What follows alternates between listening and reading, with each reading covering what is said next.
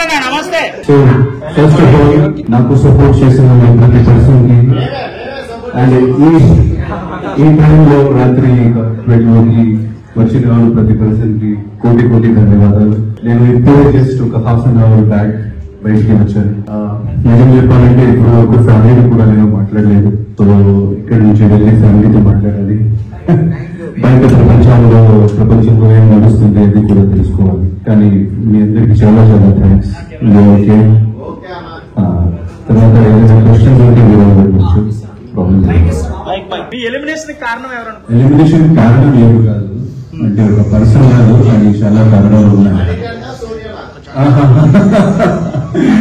నేను ఆ పాలిటిక్స్, ఆ రాజకీయం ఆల్రెడీ వదిలేసాను. సో ఇక్కడ మళ్ళీ అది ఎందుకు, కానీ చాలా కారణాలు ఉన్నాయి. ఒక కారణం కాకుండా చాలా కారణాలు ఉన్నాయి. 2-3 చెప్పన్నా. తర్వాత సోలో ఇంటర్వ్యూలు అన్ని మ్యాటర్స్. ఫస్ట్ అయితే బిగ్ బాస్ జర్నీ చెప్పండి సార్. మీ బిగ్ బాస్ జర్నీ అంటే ఇది ఫస్ట్ ఆఫ్ ఆల్ ఇది బిగ్ బాస్ హౌస్ లో అంటే ఇది ఒక మెమరబుల్ జర్నీ, ఒక మెమరబుల్ ప్రయాణం. ఎందుకంటే అది చూడడానికి చాలా ఈజీగా కనిపిస్తుంది, కానీ నిజంగా బిగ్ బాస్ హౌస్ లో ఉండడం అంత ఈజీ కాదు. అది కూడా టోటల్ స్ట్రేంజర్స్ తో పాటు ఒక 35 days ట్రావెల్ చేశాను. సో ఈ జర్నీలో నేను చాలా చాలా నేర్చుకున్నాను అండ్ చాలా మెమరబుల్ జర్నీ నాకు. అండ్ ముఖ్యంగా నేను తెలుగు ప్రేక్షకులకు, తెలుగు ఆడియన్స్ తో మళ్ళీ కనెక్ట్ అవ్వడానికి వచ్చాను. సో డెఫినెట్లీ ఆ పాయింట్ ఆఫ్ వ్యూ నేను కొంచెం సక్సెస్ అయ్యాను.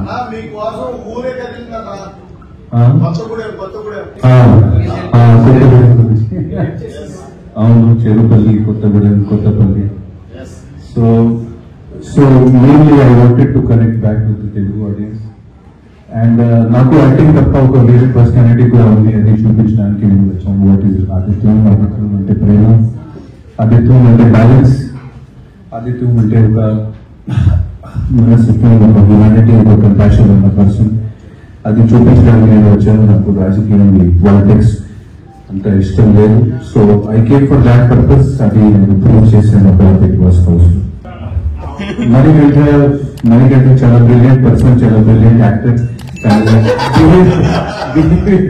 బిహేవియర్ లో అంటే వెదర్ ఫోర్కాస్టింగ్ చెప్పొచ్చు, కానీ మణికంఠ ఫోర్కాస్టింగ్ చెప్పిన అసలు it is impossible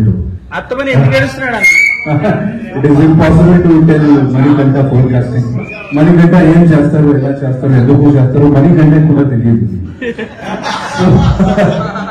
so but of course audience లో చాలా పాపులర్ గా ఉన్నారు. నిఖిల్ గురించి ఏం చెప్తారు? మణికంఠ టాప్ 5 లో ఉంటారా సార్? మణికంఠ గారు టాప్ 5 లో ఉంటారా?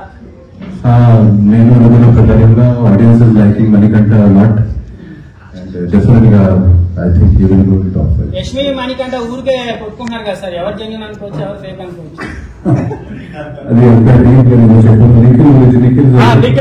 నిఖిల్ చాలా మంచిగా ఆడుతున్నారు అండ్ తప్పకుండా టాప్ 5 క్యాండిడేట్ నిఖిల్.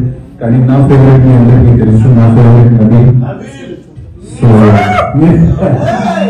నా హార్ట్ నబీల్. సో స్టార్టింగ్ నుంచి నబీల్ని నేను సపోర్ట్ చేశాను. ఫస్ట్ నేనే ఆ స్పార్క్ చూశాను నబీల్లో. సో కొంచెం సపోర్టివ్ నేను నబీల్కి చాలా సపోర్ట్ చేశాను స్టార్టింగ్ నుంచి. అండ్ నబీల్ గెలిస్తే నాకు చాలా సంతోషంగా ఉంది. 100% ఒకటి నబీల్ క్యాండిడేట్, ఒక మంచి person, genuine person, hard worker, చాలా మల్టీ టాలెంటెడ్ పర్సన్ కూడా.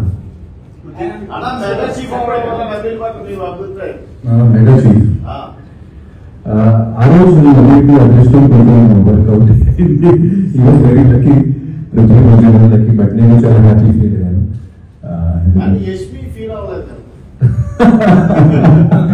మళ్ళీ ఇది same Bigg Boss house. So ప్రతి పర్సన్ కి ఒక వేరే ఆలోచన ఉంటుంది, ప్రతి పర్సన్ కి ఒక వేరే పర్స్పెక్టివ్ ఉంటుంది. సో వాళ్ళు గేమ్ ప్రకారంగా, వాళ్ళ స్ట్రాటజీ ప్రకారంగా అక్కడ ఆడతారు. నిఖిల్ రియల్ గా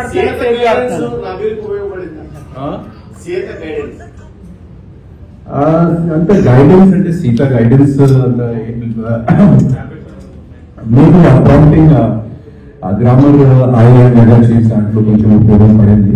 నేను కూడా కొన్ని ప్రాంప్టింగ్ చేశాను. ఆ స్కూల్ దగ్గర నబీల్ ఒక రాంగ్ డైరెక్షన్ లో స్టార్ట్ చేశారు, కానీ మనం ప్రాంప్టింగ్ చేసిన తర్వాత started anti clock wise. So అక్కడ జరిగింది. బట్ చివరికి Naveen is a deserving candidate for mega chief. అవును, అది వాళ్ళ గొప్పలు, అది నేను అనుకోలేదు. అంటే చేస్తారు వాళ్ళ గొప్పలు. They felt like that and నిజంగా నేను చాలా గ్రేట్ఫుల్ ఫీల్ అవుతున్నాను. వైల్డ్ కార్డ్స్ నాకు తెలిసిన ప్రకారంగా అందరూ పాత కంటెస్టెంట్స్ వస్తారు. సో వాళ్ళకి ఒక ఎక్స్పీరియన్స్ ఉంది. సో డెఫినెట్లీ వాళ్ళకి అడ్వాంటేజ్ కూడా ఉంది. బిగ్ బాస్ హౌస్ లో ఉండటం కానీ టాస్క్ ప్లే చేయడం కానీ. సో పాత కంటెస్టెంట్స్ వస్తారు వైల్డ్ కార్డ్స్. బాగానే అనిపించింది. అది అక్కడ జరిగిన కొన్ని విషయాలు నేను అంత సీరియస్ గా తీసుకోకండి. చాలా విషయాలు మళ్ళీ మాత్రం కంటెంట్ కోసం కానీ ఫన్ జనరేట్ కోసం కూడా అవుతుంది. సో దాంట్లో అంత సీరియస్ విషయంలో మణికంఠని కావాలని ఎస్మి బ్లైండ్ చేశారని ఒక టాక్ అయితే ఉంది. దాన్ని ఎలా అవుతుంది అంటే వేరే వాళ్ళతో హెల్ప్ చేయడం? నేను అది చూడలేదు. I was not there. కానీ ఎపిసోడ్ చూసిన తర్వాత నేను నిఖిల్ ఫేక్ ఆడుతున్నాడా రియల్ గా? నేను ఇందాక చెప్పాను 30% యొక్క స్ట్రాటజీ ఉంది ఇక్కడ. సో ఆ స్ట్రాటజీ ప్రకారంలో 30% అవుతున్నారు. సో అప్పుడు కొంచెం ఫేక్ కూడా అనిపించింది. But he's definitely top 5 candidate.